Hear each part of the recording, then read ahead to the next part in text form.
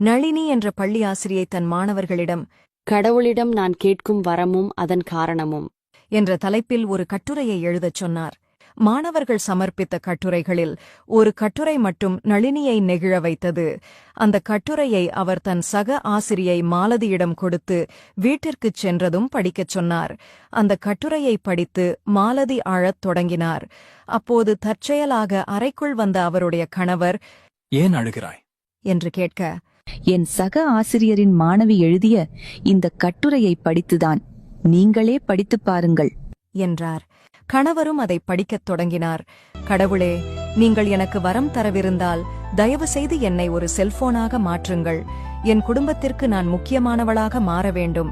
என் பெற்றோரின் முழு கவனமும் செல்போனில் இருப்பது போல என் மீதும் இருக்க வேண்டும். எங்க அப்பா வேலையிலிருந்து வீட்டிற்கு வரும்போது அவர் எவ்வளவு சோர்வாக இருந்தாலும் செல்போனுடன் நேரம் செலவிடுவது போல என்னுடனும் நேரம் செலவிடணும். எங்க அம்மா சோகமாக இருக்கும்போது செல்போனை பற்றிக் கொள்வதைப் போல என்னை புறக்கணிக்காமல் என்னையும் பற்றிக் கொள்ளணும்.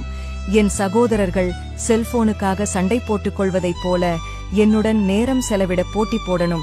என் குடும்பத்தினர் மற்ற எல்லாவற்றையும் ஒதுக்கி வைத்துவிட்டு என்னுடன் நேரம் செலவிடணும். செல்போன் வேலை செய்யவில்லை என்றால் அதை உடனே சரி செய்கிறார்கள். அதேபோல நான் சோர்வாக இருந்தால் என்னையும் உடனே கவனிக்க வேண்டும்.